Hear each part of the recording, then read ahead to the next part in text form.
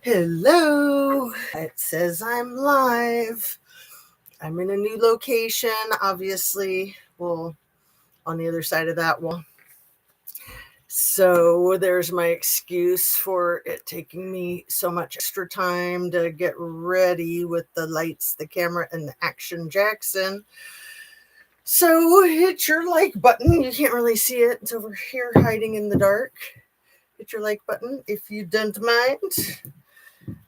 Make sure you're still subscribed down there. Turn on your notification bell to ring and share a video of mine with somebody that you think might like my channel. Everything I say is simply my opinion for the sake of hoping to start a conversation, open up a discussion, learn something, be educational. All of these videos are made for the tube of you, and it's an infotainment platform. So I do like my little corner here that I set up. But man, I like my routine. I don't do well with change. I'm like an old dog, doesn't want to learn new tricks. I'm a little self-conscious about the lighting. Like I don't want it to be blinding people. And it seems like there's like one right there that might be sort of.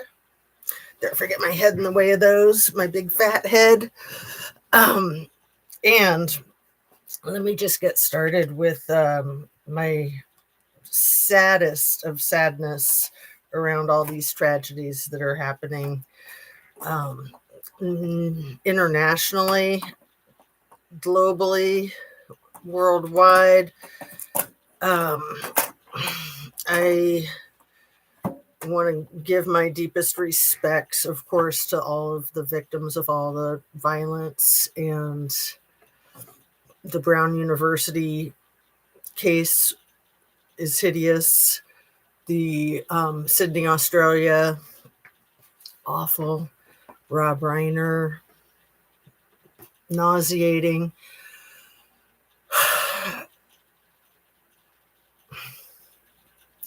Let's just have a moment of silence for all of the grief and all of the loss and all of the suffering.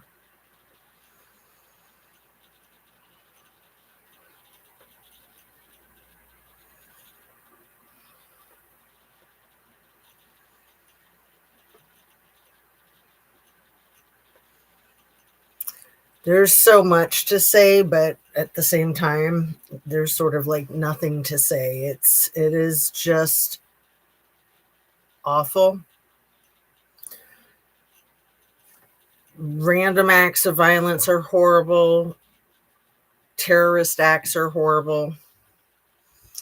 We don't know yet with Brown University. We don't know yet with Rob Reiner. I know the story with Rob Reiner is that it was his son, and that his son has a history of drug addiction and homelessness. Tragic any way you look at it. Absolutely tragic any way you look at it. And I guess he's got two other children that are having to deal with the immense grief, and then I can only imagine the anger towards their brother and their disbelief. I mean, we don't know yet if that's true. We don't know what the truth is. We don't know with the situation in Australia if that was a terrorist attack, a hate terrorist attack. Same thing with Brown University. A lot of these situations, like what happened at Brown University, can start with being a domestic violence situation that other people get caught in the crosshairs. I'm not saying that that's what happened, because we do not know, and it's important to not jump to conclusions. It's important to not make these things about ourselves and our own beliefs and conspiracies or ideas. We don't know. We simply don't know. and it's just a lot of violence. What I do know is that I have been saying for weeks, if not months, that I have fully expected there to be a flooding of the zone of desperation the closer it gets to those Trumpstein files being released. So in a sense, none of this surprises me, but man, I just feel like a freaking ice pick through the head as I'm saying that, because again, I don't want to um, jump to any conclusions. At the same time, I don't think it's jumping to conclusions when you're looking at evidence in front of yourself and you're ascertaining what you think is happening, because really that's all we have as far as using our common sense and trying to keep ourselves safe. It's an important thing to trust yourself and to trust what you see and to have good instincts. It's how we keep ourselves alive. Um, and yeah, I'm devastated. I've been watching a lot of the other channels that I get inspiration from. And, they're kind of all saying the same thing. It sucks. It effing sucks. It's just really sad. Sad that we live in a world with such violence. Sad that, I'll just say it, that we have a freaking president who will make the most asinine posts about these tragedies and try to paint a picture about himself always being the victim, always being the hero. It's absolutely nauseating. And how he is still not pink slipped, like danger to self and others. Seriously, we're way past that. It's pretty unreal.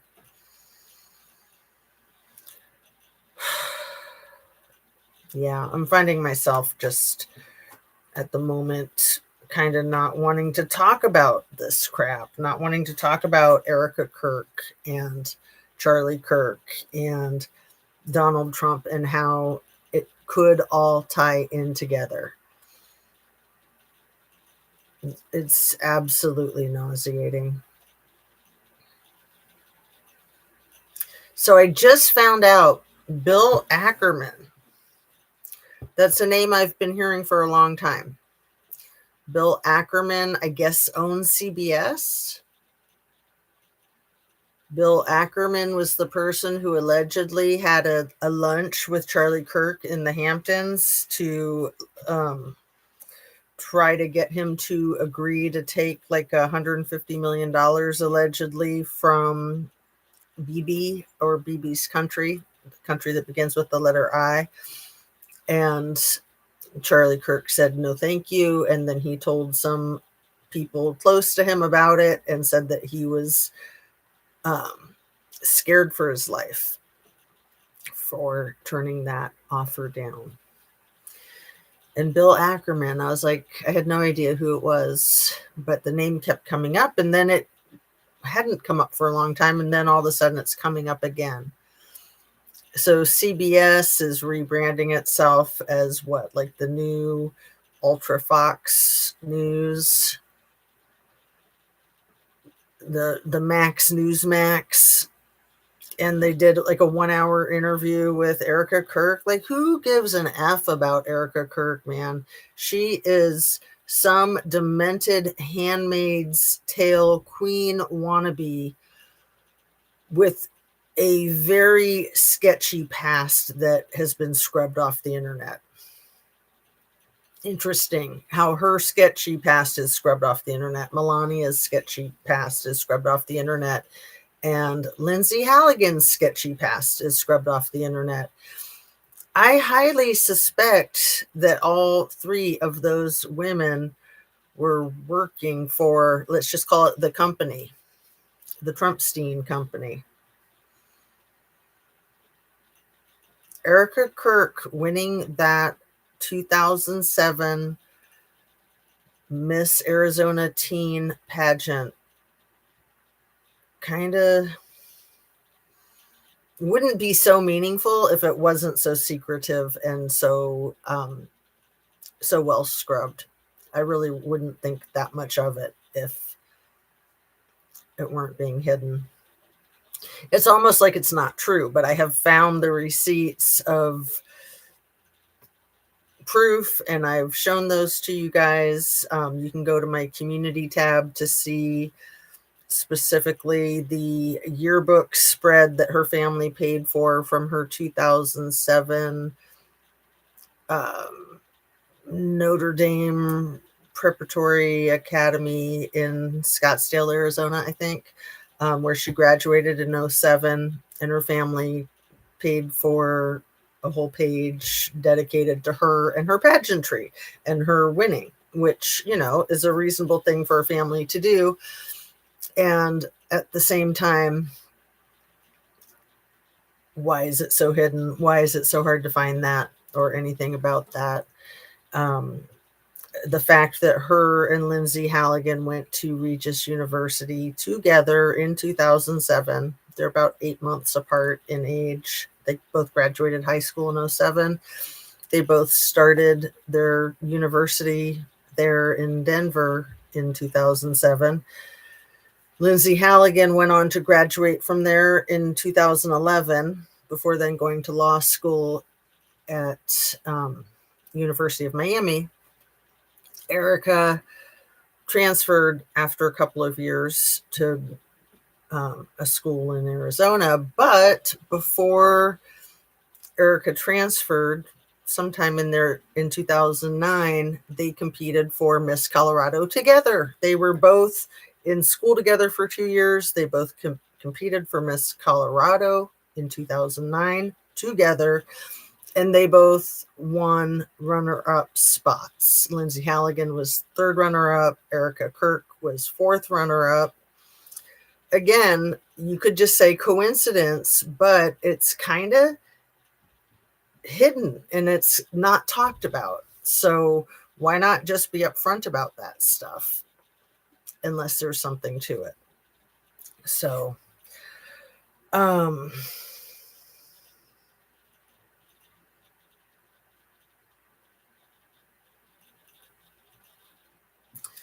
yeah, all of this noise with Charlie Kirk's assassination, all of this noise with the Donald Trump alleged assassination attempt in Butler, Pennsylvania. Oh, what was that? July 13th of 2024, the day before Ivana's second anniversary of falling down a flight of stairs at her home, allegedly, to her demise. No, I'm sorry. Yeah. So she passed away on July 14th of 2022. And July 15th of 2022 was when Don Jr., Don Sr., and Ivanka were all scheduled to start their depositions for what turned into the big case, the one that Letitia James nailed the Donald with 34 counts, I'm pretty sure. The whole inflated real estate shenanigans. Man, the revenge. So there's so much to keep track of. The flooding the zone is hard to not just fall into. What I want to remind all of us is that allegedly Jeffrey Epstein tells the story to Michael Wolff that Donald Trump had once come to him when Marla Maples was pregnant with Tiffany. And Donald Trump told Jeffrey that he was thinking of pushing Marla down the freaking stairs because he didn't want to deal with her and the baby. It hurts my head to say these things because it's so vile. It's so vile. And of course, trusting anything that comes out of Jeffrey Epstein's mouth. However, I do trust Michael Wolff, and I know he's been a controversial figure as of late, but I've been following his work for a long time, and I questioned his integrity for a long time and had come to the conclusion that he's a really forthright person. So I know that a lot of people have felt discomfort with the emails that he was mentioned in and the things that he emailed Epstein about.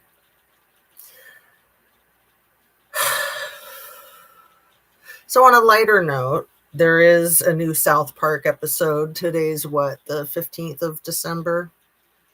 Is it only Monday? Did we just finish the weekend? Because it seems like it was a week ago.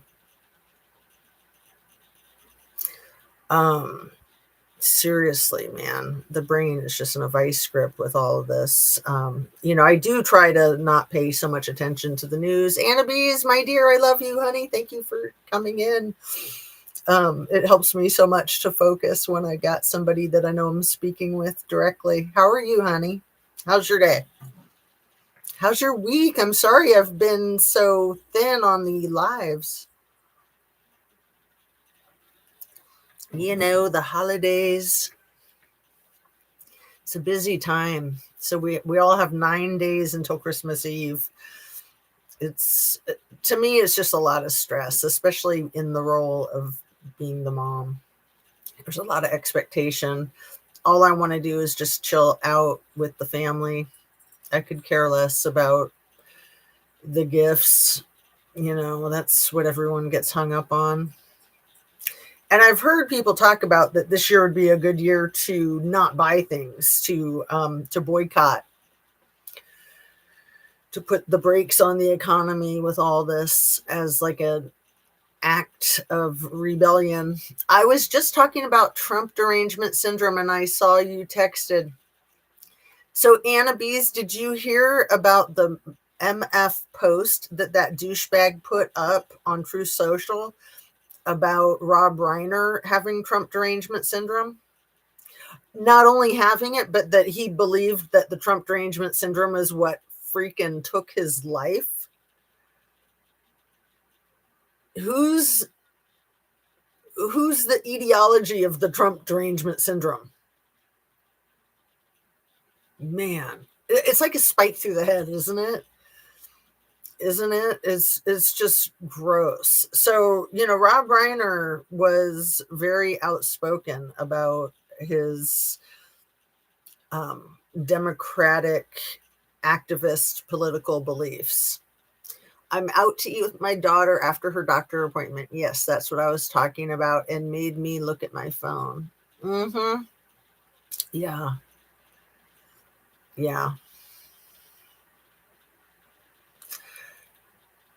It's very sad whether Rob and his wife were executed by their son or not by their son. It's very, very sad. So it's probably a lot more tragic if it is by their son. But I think it's too early to say that. I mean, and it's hard to trust anything that comes from the FBI at this point with the leadership that the FBI has. Dang.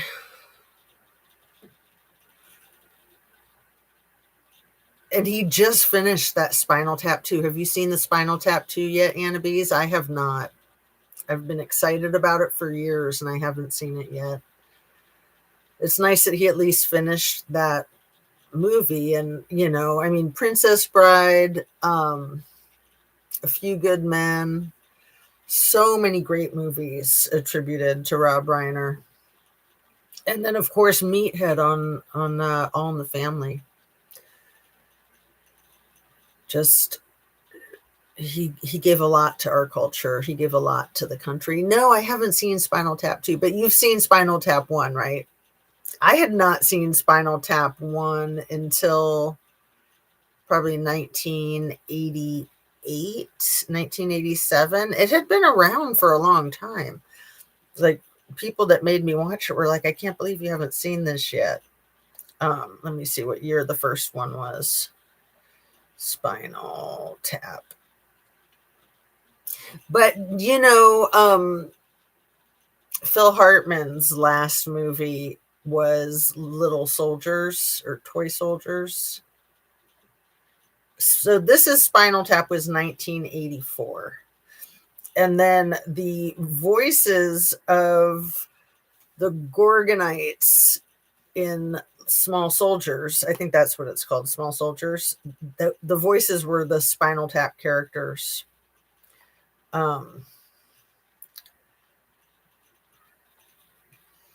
And then, of course, Phil Hartman was taken out in a domestic violence, homicide, self-unaliving. So Small Soldiers was 1998. They had finished filming when Phil Hartman was red-rummed by his wife, but they hadn't put the movie out yet. So that's a really good movie. Anyway, that was a horrible, horrible tragedy. That was probably the last Hollywood husband-wife situation like this. But just the timing of it, Anna Bees, I can't help but think what an effing coincidence that all these horrible tragedies are happening. Here we are, Monday the 15th, when Friday the 19th is the deadline for the TRUMPSTEINFILES to be exposed. Not that they're going to do it, but you know what I mean.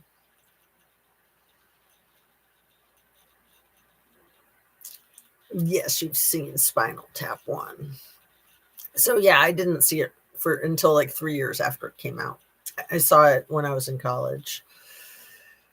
And I guess it came out when I was in high school.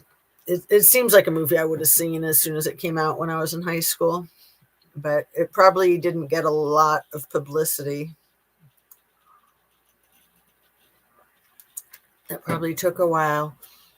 Now, he didn't do Best in Show, did he? Or who's the guy who did Best in Show?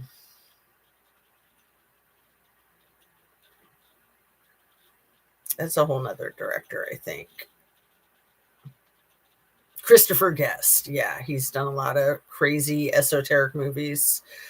And yeah, Rob Reiner, not as goofy, but definitely pretty out there. Like Princess Bride. I mean, that's just a perfect Rob Reiner classic, is it not? It's all so sus. Yeah, I think it's extremely suspicious. And let me just say it. I think it would be really easy to pin something on a junkie that's been homeless. So they're saying that it was Rob Reiner's son that did this to him and his wife. And, Rob Reiner used to be married to Penny Marshall. And the kids, I don't know. I think that these 3 kids are from his second wife, and then the one that was red-rummed with him. And then there's an older kid from when he was married to Penny Marshall.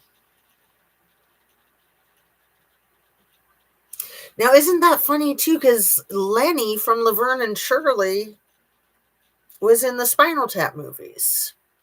What's that guy's name?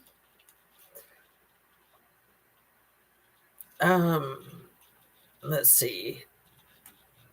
So many funny connections. Lenny, Laverne and Shirley.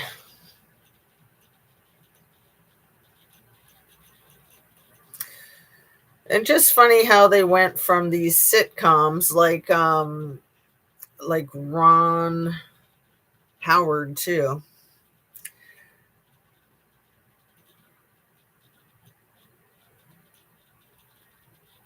The actor is Michael McKean, the guy who played Lenny in Laverne and Shirley, and then um, in the Spinal Tap movies.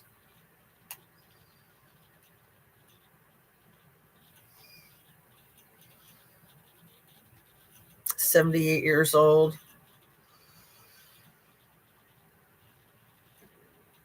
Uh,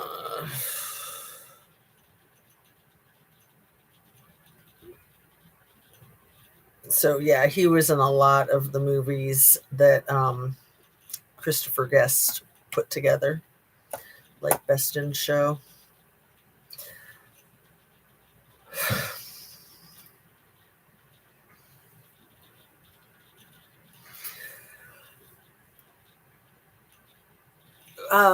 And so you said that was 2 minutes ago. You said that you heard that, and I'm trying to figure out what it was that you heard. And I don't want to keep you if you're busy having dinner with your daughter. I'm out to eat with my daughter after her doctor's appointment. Um, tell your daughter I say hi. I'm glad that she's doing so much better. So yeah, my daughter is in town visiting, which is why I gave up the room next door to turn into a guest room. So I think it's going to remain a guest room until probably after Christmas. So yeah, I'm back in the chair that I did my reading of the Virginia Giuffre book from. Oh man, I have so many notes. I've had so many things I've wanted to talk about, but I just kind of feel like the wind is taken out of my sails with this horrible, horrible tragedy.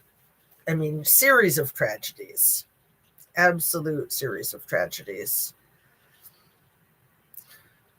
And I really want to talk about Erica Kirk because I think that she comes into play with a lot of this too. I think she's another distraction. I mean, Charlie Kirk's assassination, I think, was another distraction from the Trumpstein files. And so I was talking at the beginning about the guy who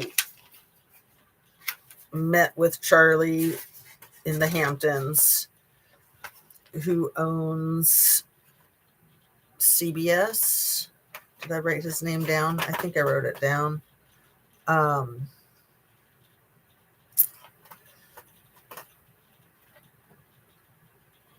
could have sworn I wrote it down. I said it at the beginning, though, didn't I? I try to write everything down. Bill Ackman. See, that's why I need to write it down because it just slips my mind that quickly. It's so sad. I heard that the son did it.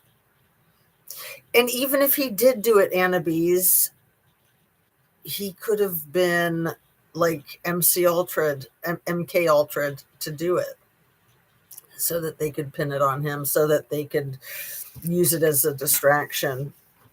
And I hate to talk like that and think like that because in a normal world, I would think that that would be a bunch of crazy talk, but this is not a normal world and it's a crazy world. And a lot of the stuff that seems surreal is in actuality what's happening. You know, and being, if he was actively addicted, it's an easy target because addicts are almost always desperate for money. And if he was not actively addicted, it's still really easy to pin things on people, even if they're recovered addicts, because you can just say, oh, well, they fell back off the wagon. That's an easy target. So let's talk about Erica Kirk. Let's just dive right into it. I guess she says that she has Charlie's phone. She has possession of Charlie's phone. Like she never surrendered that. Cash Patel never demanded that. That's pretty much all you need to know right there. And that he's still not buried. And being questioned about that is the kind of thing that sets her off and gives her that righteous anger. She calls it righteous anger. I think it's misdirected hostility myself. Why would he not be buried? And why will she not disclose so much about it that she's like, can I have one thing, me and my family? And she just goes off the freaking rails. And then I heard somebody talking about that maybe Turning Point appointed her to be the CEO as a shield to try to get people to not question Charlie's assassination. By putting her in that position, it makes it a pretty awkward topic to bring up, right? And the amount of money that goes through that bullcrap is insanity. Your daughter says hi. She's supposed to meet with Candace Owens. And Candace Owens, who is like the wackiest whack job of all whack jobs, is like the only one who's making sense, in my opinion. I mean, as much as I don't trust her, I mean, she's like she's like Nick Fuentes being racist against Latin Americans. Like, she's black and she's racist against black people.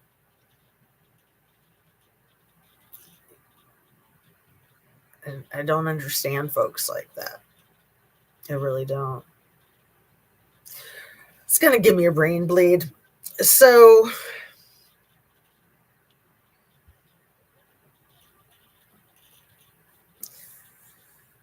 Bill Ackman owning CBS and Bill Ackman hiring this woman, Barry Weiss, to be like the CEO of CBS. And then the first thing she does is this 1-hour interview with Erica Kirk. I heard somebody say on YouTube, and I loved it. It was just a quick comment like, can't we just go back to when none of us knew who Erica Kirk was? Life was so much better. Candace is a grifter. Yeah. She's cute. I'll give her that. She kind of looks like Halle Berry. She's a very attractive woman. But man, it's terrible too. I mean, Erica was a very attractive woman. She's not so much these days, in my opinion. But it's terrible when these women or men too, when they're just attractive and they just think that they can ride their whole lives on good looks. And then the entitlement that goes along with it, just thinking that the whole world should bow down to them. It's like that Cinderella complex. But if she takes Erica down, I'm here for it. Totally. Well, I mean, honestly, I think that Candace has just an unrequited love for Charlie Kirk. I think that they were kind of in love with each other, but he couldn't get over, it's my opinion, that he couldn't get over her being black. So he never went there. And they were just like super good friends, but they were like the happiest couple in the world. If you see pictures of them together from when they were really tight Annabes, I'll try to post some on my community tab, because I mean, they both just look like as happy as a person can be. Like, they look like they'd be a really cute couple. Like, they'd be really good together. We are leaving the restaurant, so I might not comment. Okay. So let me look at my notes here about I mean, and it all ties in with the Trumpstein files. It all ties in with Virginia Giuffre. I'm so glad that I got her book and that I shared her book with people on my channel. I know it's a lot of hours of videotape to get through, but I think it's very worthwhile. And I think that all of the survivors' stories are very worthwhile. I want to get my hands on some of the others. I know Sarah Ransom has written a memoir. I've been learning more about Courtney Wild. She's been one of the more outspoken.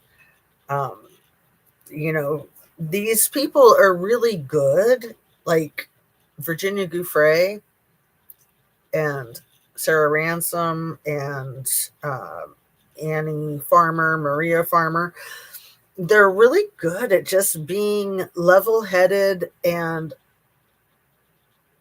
straightforward and not putting on any pretenses and not trying to spin anything, just trying to get answers. And I appreciate that from them. I mean, that's a hard thing to do, to go public and identify yourself as somebody who's been victimized. There's so much shame around that, especially like with Courtney Wild. Um, I'll put a link in the description to a 60 Minutes interview with her that I was just reviewing again last night. And she talks about how it took her a long time to realize that she'd been victimized, because she was excited about the opportunity to be invited into Epstein's lair. She thought that she was a willing participant. She said it wasn't until she read through a bunch of victim statements in the court filings from that case in the late 2000s, that she realized she was a victim, because it was like everyone's statement, every statement that she read, she was like, wow, it's like, I could have written this. This is the exact same thing that I experienced. And then it still took her a while to wrap her mind around it, because she thought that she made an informed, consenting choice to be involved with all of the crap, all the victimization. And she was 14. She was 14 when it started. So, you know, way um, prior to being the age of consent. So the reason I'm bringing that up too is, one of my favorite channels, and I have so many favorite channels these days, but I really enjoy Lev Remembers. Lev Parnas is Aaron Parnas's father. They both have great YouTube channels. They're both truth tellers from the inside track. Lev was one of the fixers in Trump's first administration, and he went to prison for his participation in some crimes. And I don't always agree with everything that the people say in the content that I like, of course. I think it's really important to discern what you think about what people are saying, not just to take it at face value. But Lev Remembers had a guest on a couple of days ago, and again, I'll put the link in the description to this video. The guy had been in that same position that Alex Acosta was in, I think 2 or 3 attorneys after Alex Acosta. And the guy was trying to say, I can't remember his name right now, sorry. And the thing that I didn't like was that Lev was agreeing with him. And he was just talking out of his rear end as far as I was concerned. He was saying that Alex Acosta didn't do anything wrong. He was obviously the guy who put together the ridiculous sweetheart deal in 2008. He didn't do anything wrong, the guy said, except for just that minor detail that the victims were not notified about what was going on, which clearly was a violation of the law, that the victims had the right to be consulted before that sweetheart deal went down, and they were not informed about it until after the ink dried, basically. And he also said this really got me. He said, people need to realize that it was a different time back then, and that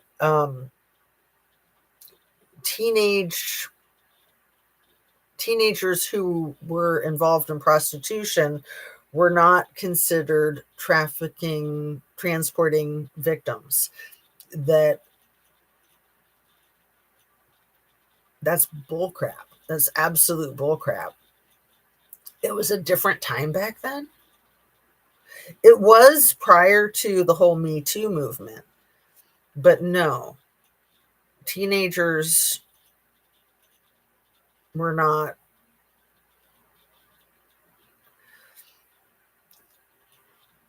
going through the system, trading physical pleasure for money without being victimized by a pimp or a system of pimps, which is essentially what Epstein and I think all of these modeling agency owners, and Trump had the modeling agency that Melania was his first model. Another crazy, this whole thing with the young women from the Eastern European bloc, and just how tragic that whole setup was that had been happening for so long and is still happening. I mean, the Tate brothers were charged with trafficking women from Romania. And then you got Erica Kirk and her little Romanian angels shenanigans. R.A. I couldn't believe that it took me so long to realize the letters R.A., Romanian angels, and ritualistic abuse. And especially with the image that they use for that, those wings, what they're trying to pass off as angel wings that really look like Titanic type of horns.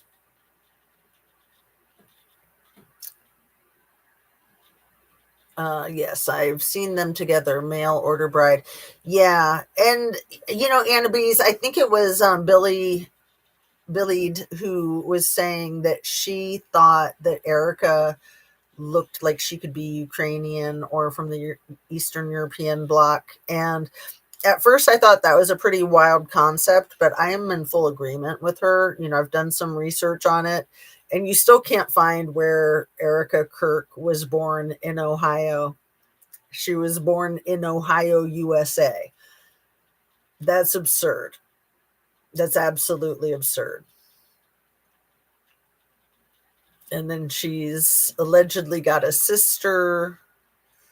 Her father worked on that Iron Dome I think in the early 2000s. The Iron Dome, which is like a missile defense system for BB.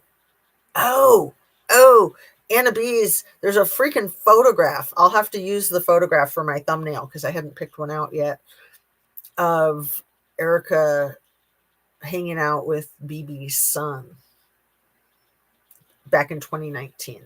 So 6 years ago. And that would have been before she married or even met Charlie Kirk. I think around the same time that she allegedly met Charlie Kirk, 2019.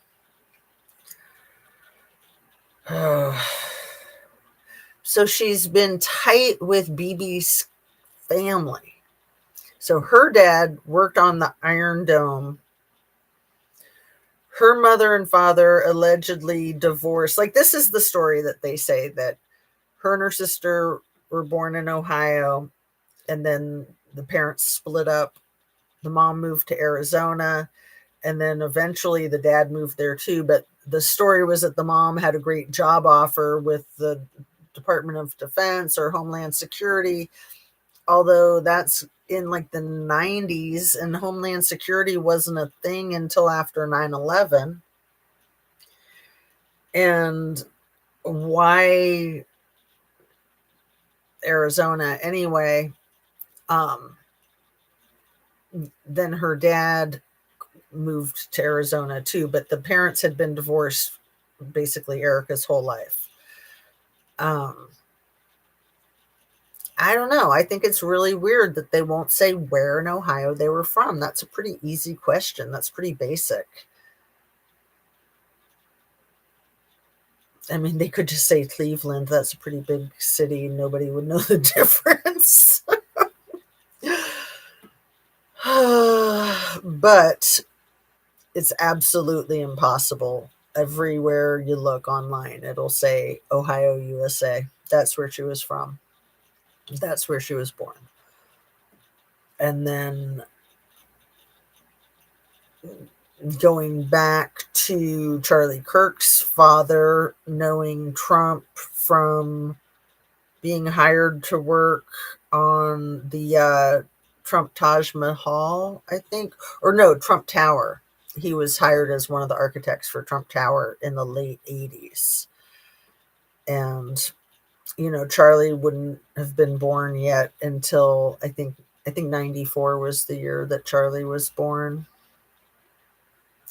But so his dad was hooked up with the Trumps, and Erica's dad was hooked up with Bibi, working on that Iron Dome. And then, what else do I got in my notes?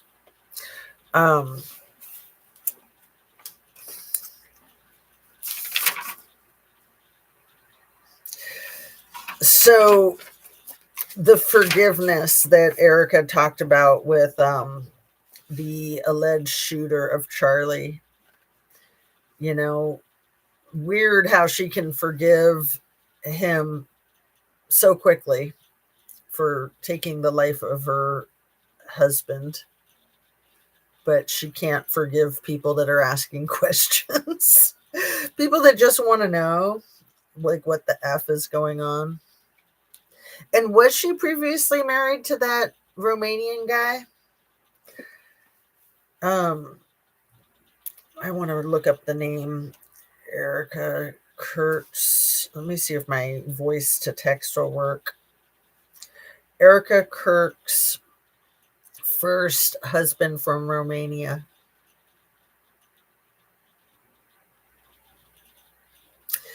Derek Schelsvig. Was Erica Kirk married to Derek Schelsvig before Charlie? Oh, it's false rumors.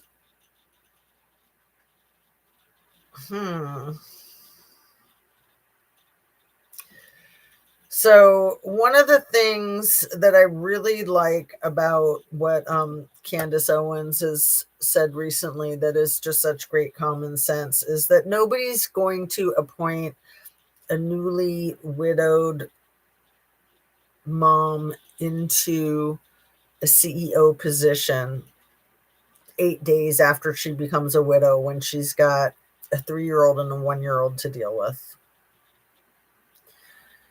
Even if she were the right person for the job, they wouldn't do it in a week and a day. They would take their time, not to mention make sure that she's ready for it emotionally, psychologically, but also like business savvy wise. Like, does she really have the skill set? Does she need some training? Does she need to go to some conferences or do some networking or something?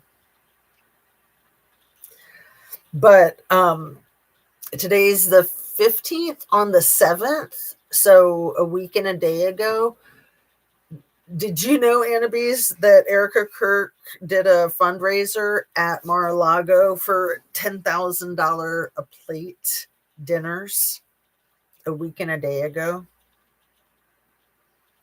These people just never stop with the money making. Never stop. Like, what does she need $10,000 a plate fundraisers for when she's the CEO of a company that's had over $100 million come into its accounts since she was appointed CEO? That don't make sense to me. That does not make sense to me. So, I have a question, Annabes, that I don't know if anybody can answer this question. But my first thought when the shooting happened at Brown University was that it's an Ivy League school. It's like a very, very highfalutin, heavy hitting school.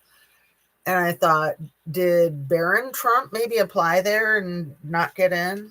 Maybe Donnie applied there and didn't get in.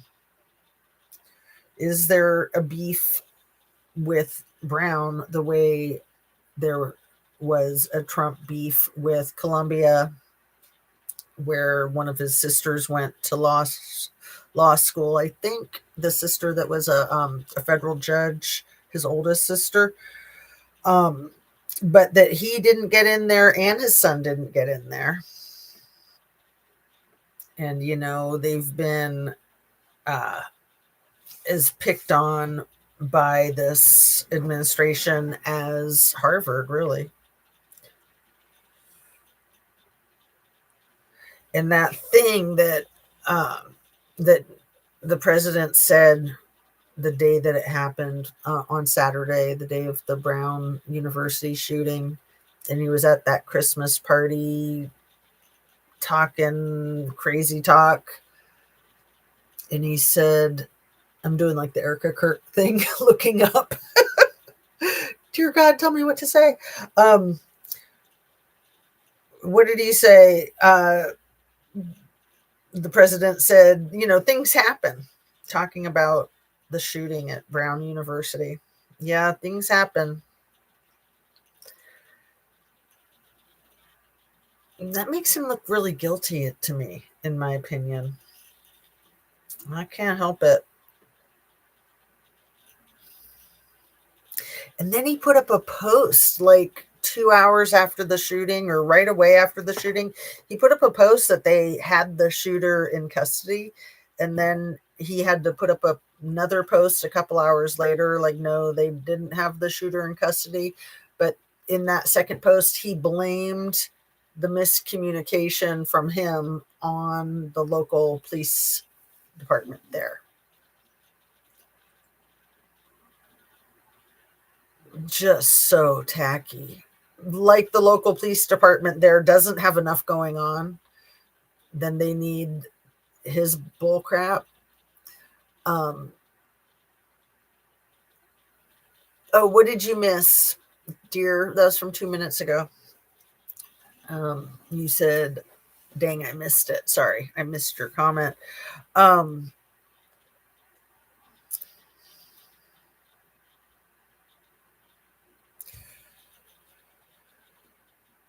but yeah, that false alarm was exactly like what Kash Patel had done with Charlie Kirk shooter in Utah. Like, these weirdos need to quit freaking posting on social media. Billy, darling, I mentioned you a minute ago. Were your ears itching?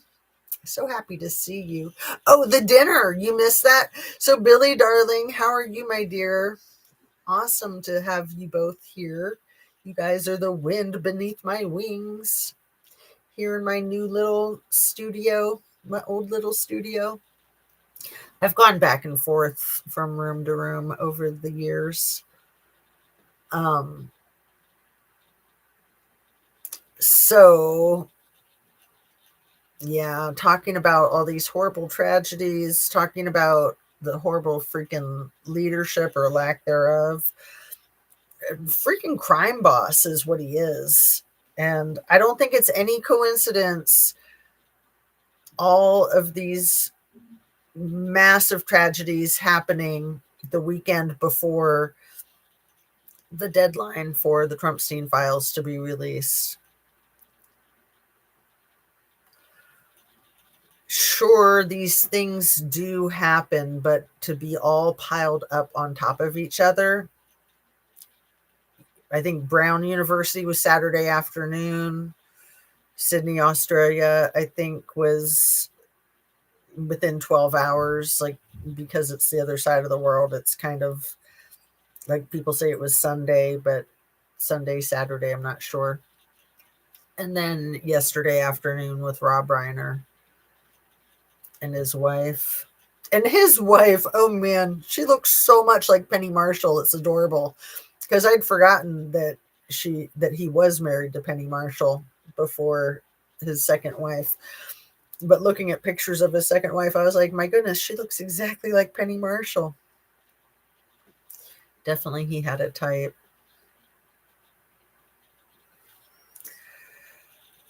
Man, it seems like the only reason the Donald ever opens his mouth is to change feet. And then what's worse, what adds insult to injury is like the stupid crap that he says, but then the stupid people that still support him and stand behind him. I don't get it at all. Not at all. I got a dog scratching at the door. But you guys are so great. I don't want to shut down the live, but I kind of need to because I only had about an hour and it's just been about an hour. Y'all EKCO are both cray. Erica Kirk and which one is CO? Release the unredacted e-files. Well, of course they'll be redacted, but I don't think they'll even be released. Candio? Who's Candio? Oh, Candace Owens. Gotcha. Thank you. Yeah. And they're going toe to toe. It's like the two princes fighting for the princess, but they're the two princesses fighting for the prince. Prince of Darkness, Princesses of Darkness. All in the name of God. It's so disgusting. Just another distraction. I agree, Billy darling. I don't know if you've seen my recent videos, but that's exactly what I've been saying. That the beef with Erica, Candace Owens, Tucker Carlson, Nick Fuentes, and Tim Pool, I literally think they're all being paid to have their beefs and to be a distraction. It's just disgusting. Their God is likely Luciferian. Oh, 100%. Absolutely. 100%. Should I let the dog in? Probably the scratching noise at the door is annoying. So I was thinking I'd wrap up because it's an hour and also because the dog's scratching. I do not like to stop my live when I've got my best girls here with me. Thank you so much for being here. Oh, look at your cute little smiley face. So yeah, it's Monday. I will try my damnedest to get back on my horse of doing my videos every day. I've been so out of sync with the braces, the stuff that I've been doing to get the house ready for all the guests. And damn, just the kind of feeling like there's just nothing to talk about. It's all so stupid. But I do get inspired when I feel like things are going better for the opposition to the moron in office. And man, he's getting pummeled. And of course, he's going to try to drag all of us down with him, which is exactly what he's doing. So good to see you, darling, both. Again, I despise wrapping it up when you're both here. So thanks so much for coming in, you guys. You're the best. I love you. It's good to spread the love around. It's so nice to have our connection here on the Tube of You. And yeah, have a great evening, a great day. I fully expect there to be more casualties between now and Friday. Fully expect. I hope I'm wrong. I would love to be proven wrong.